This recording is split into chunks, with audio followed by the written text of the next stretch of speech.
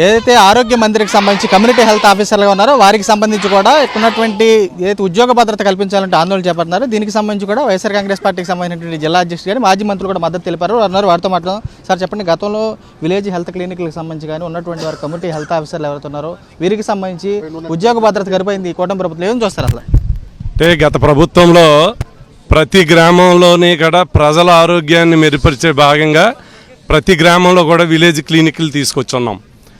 Village క్లినిక్లు కడతమే కాదు, దాంట్లో ప్రతి ఒక్కరికి కూడా వచ్చినటువంటి ఎవరైతే అనారోగ్యంతో వస్తున్నారో వాళ్ళకి సర్వీస్ అందించడానికి ఎంప్లాయీస్ని మనం అకామిడేట్ చేసుకున్నాం. దాంట్లో భాగంగానే ఈ కమ్యూనిటీ హెల్త్ ఆఫీసర్స్ని నియమించుకున్నాం. ప్రతి విలేజ్ క్లినిక్లో ఒక హెల్త్ ఆఫీసర్ ఉండేటట్టు ఏర్పాటు చేసుకున్నాం. ఇప్పుడు వారు కోరుకునేటువంటి, ఎందుకనంటే ఒక ఎంప్లాయీగా అవకాశం ఇస్తే వారికి ఉద్యోగ భద్రత చేయవలసినటువంటి పరిస్థితి ఏ ప్రభుత్వందైనా. కానీ ఈరోజు మీరు సంవత్సరం తిరగకుండానే రోడ్డెక్కేటువంటి పరిస్థితి, వారిని చిన్నచూపు చూసేటువంటి పరిస్థితి. దీనికి జిల్లా వైఎస్ఆర్ పార్టీ తరఫున ఇవాళ మేమందరం కూడా సంపూర్ణంగా మద్దతు తెలుపుపరుస్తున్నాం.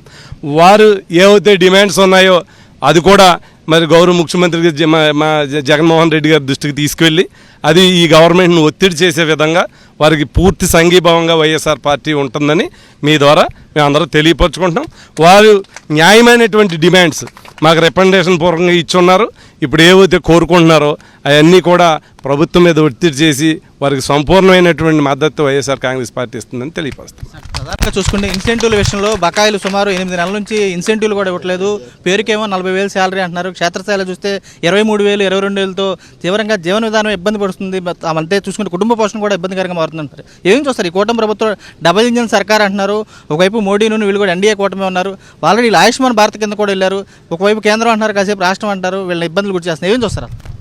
ఈ కూటమి ప్రభుత్వం డబల్ ఇంజిన్, త్రిబుల్ ఇంజిన్ అని చెప్పి మోసం చేస్తూ ఏదైతే ఎలక్షన్ ముందు ఏమైతే చెప్పారో వీళ్ళకి కూడా చాలా ఆశలు కల్పించి చాలా మోసం చేసి ఇప్పుడు ఎలక్షన్ అధికారంలోకి వచ్చిన తర్వాత ఇవాళ వాలంటీర్లని మీకు 10,000 ఇస్తామని చెప్పి మమ్మల్ని తీసుకుంటామని చెప్పి మాయ మాటలు చెప్పి వాళ్ళకైతే ఏది చేశారో వీళ్ళకి కూడా అటువంటి మాటలే చెప్పి ఇవాళ వచ్చిన తర్వాత టోటల్గా వీళ్ళని గెంటేసే పద్ధతిలో వాళ్ళు ఆలోచిస్తున్నారు. ఇవాళ జగన్మోహన్ రెడ్డి గారు ఒక మంచి విధానంతో ఈ గ్రామాల్లో చాలామంది పని చేసుకుని డొక్కాడితేనే కానీ బతకని వాళ్ళు చాలామంది ఉన్నారు. వాళ్ళకి ముందుగానే ఆరోగ్య టెస్టులు చేసి వాళ్ళకి షుగర్ ఉందా, బీపీ ఉందా, ఏందుందా అని చెప్పి పరీక్షించి వాళ్ళ తగ్గ మెడిసిన్ ఇచ్చి వాళ్ళు ఆదుకునే విధంగా ప్రతి నెల ఇంటికి వెళ్ళి వైద్యం చేసే కార్యక్రమం వీళ్ళ ద్వారా ఏర్పాటు చేసి ఇవాళ గ్రామ క్లినిక్లు ఏర్పాటు చేసి పెద్ద ఎత్తున తీసుకున్న దాన్ని 25 లక్షల రూపాయలు ఆరోగ్యశ్రీ ఇచ్చి ఏ రాష్ట్రంలోనే చేసుకునే విధంగా ఆయన ఏర్పాటు చేస్తే అది తొంగలో తొక్కి ఆరోగ్యశ్రీని కూడా తొంగలో తొక్కేసి వీళ్ళకి ఇచ్చిన మాట కూడా తొంగలో తొక్కేసి పేదలకి బడుగు బలహీన వర్గాల వాళ్ళకి హాస్పిటల్కి వెళ్ళలేని వాళ్ళకి ఇంటికి వెళ్ళి టెస్టులు చేసే కార్యక్రమాన్ని కూడా ఎత్తేసి ఇవాళ టోటల్గా ఈ రాష్ట్ర ప్రభుత్వం ప్రజలకి ₹1 సాయం చేయకుండా వీళ్ళని కూడా అనగదొక్కి ఈ మొత్తం ఏ ఒక్కళ్ళు బాగున్నారని చెప్పండి అన్ని ఎంప్లాయీస్ వర్గాలకి కూడా మోసం చేసిన ఘనత చంద్రబాబు. ఎందుకంటే ఆయన రాజశేఖర రెడ్డి గారు అంటారు, చంద్రబాబు నాయుడు నిజం చెప్తే తలకాయ వేయి చెక్కలో వద్దే, అందుకని ఎప్పుడూ అబద్ధమే చెప్తాడని. ఆయన ఇవన్నీ కూడా కళ్ళబొల్లి అబద్ధాలు చెప్పి ఇవాళ రైతులు చూడండి, రైతులను కూడా నట్టేటు ముంచినట్టే ప్రతి వర్గాన్ని కూడా మరి మాయ చేశారు. వీడికి ఏదైతే వీళ్ళు చేస్తున్నారో ఆ న్యాయమైన కోరికలు తీర్చే విధంగా మా జగన్మోహన్ రెడ్డి గారి దృష్టికి తీసుకెళ్ళి ఇది రాష్ట్ర వ్యాప్తంగా వాళ్ళకందరం కూడా వైఎస్ఆర్ పార్టీ అండగా నిలిచి వాళ్ళ కోరికలు నెరవేర్చే న్యాయమైన కోరికలన్నీ కూడా నెరవేర్చే విధంగా మేము సహకరిస్తాం, వాళ్ళకి బాసటగా ఉంటామని చెప్పి సందర్భంగా తెలియజేస్తాం. చెప్పండి, వారం రోజుల నుంచి ఆందోళన చేస్తున్నారు, అయినా కానీ అసలు పట్టించుకోవట్లేదు. విజయవాడ వెళ్ళారు, అక్కడ చూస్తే కనుక పట్టించుకుంటున్నాను. ఎక్కడ చూస్తే కనుక వారం రోజుల నుంచి ఆందోళన చేస్తున్నారు. ఏం చూస్తారు?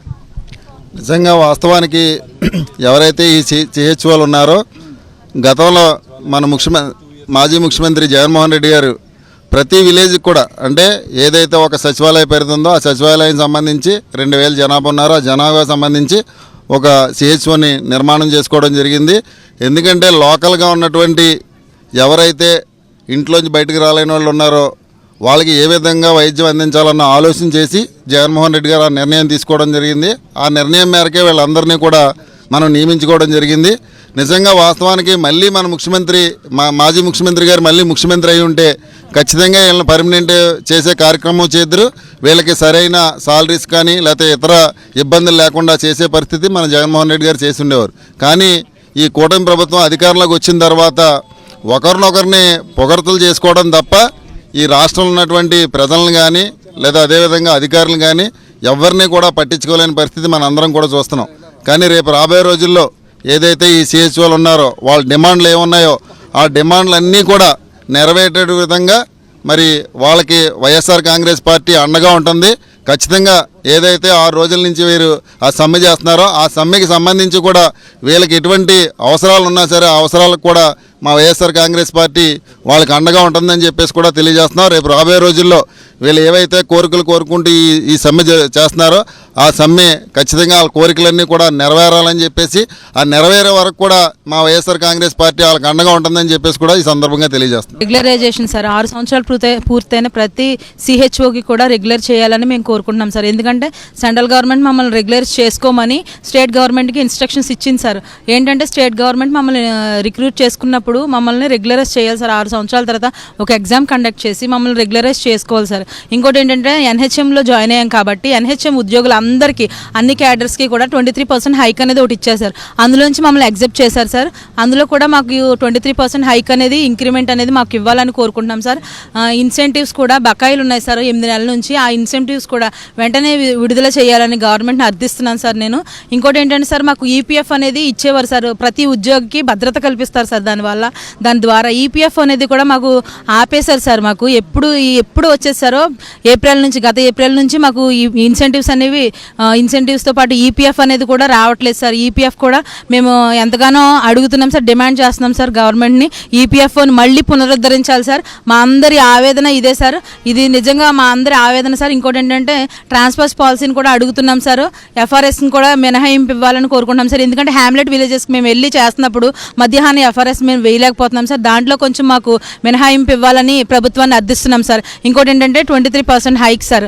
మాకు ప్రతి సంవత్సరం కూడా 5% ఇంక్రిమెంట్ ఇవ్వాలి సార్. ఇప్పటి వరకు ₹1 కూడా జీతం పెరగలేని ఉద్యోగులు ఎవరైనా ఉన్నారంటే అది కేవలం సిహెచ్ఓలేనండి. కాబట్టి మేము ఏం అడుగుతున్నామంటే గవర్నమెంట్ని ఖచ్చితంగా మాకు ఇంక్రిమెంట్ పాలసీ అనేది ఏదో ఒకటి మాకు చేయాలి సార్. అదేంటంటే 5% అనో లేకపోతే 10% అనో ఏదో ఒకటి ప్రతి సంవత్సరం కూడా మాకు ఇంక్రిమెంట్ పాలసీ అనేది కూడా మేము అడుగుతున్నాం సార్ గవర్నమెంట్ని. గత 6 రోజుల నుంచి మేము నిరవధిక సమ్మెలో ఉన్నాం సార్. 24వ తారీఖు నుంచి కూడా రాష్ట్ర స్థాయిలో మేము అందరం కూడా చేస్తున్నాం సార్. ప్రతి సిహెచ్ఓ కూడా జిల్లా స్థాయిలో ఇప్పుడు ప్రతి సిహెచ్ఓ కూడా రాష్ట్రంలో 10,032 మంది ఉన్నాం సార్. 10,032 మంది కూడా ఈ నిరవధిక సమ్మెలో ఉన్నాం సార్. ఎవరం కూడా విధులకు వెళ్ళట్లేదు సార్. మా ఆవేదనను ఒకసారి అర్థం చేసుకుని గవర్నమెంట్ మా బాధను అర్థం చేసుకోవాలని కోరుకుంటున్నాం సార్. ఒకటే డిమాండ్ చేస్తుంది. చూస్తే కనుక తమకు సంబంధించి కూడా ఉద్యోగం కల్పించాలి. మరోవైపు కూడా ఈపీఎఫ్ సంబంధించి ఏదైతుందో అది కూడా కల్పించాలని చెబుతున్నారు. తాము ఆల్రెడీ వారం రోజులుగా కూడా ఆందోళన చేస్తున్నారు. కానీ పాలకులు కూడా పట్టించుకున్నటువంటి పాపాలు లేదు. పూర్తి స్థాయిలో కూడా తమకు సంబంధించినటువంటి డిమాండ్లు కూడా పరిష్కరించాలని చెప్పి వీరు కూడా కోర్టును బస్సు కూడా కనపడుతుంది. విజయ్ కుమార్ రాజు, సాక్షి, పశ్చిమ గోదావరి జిల్లా.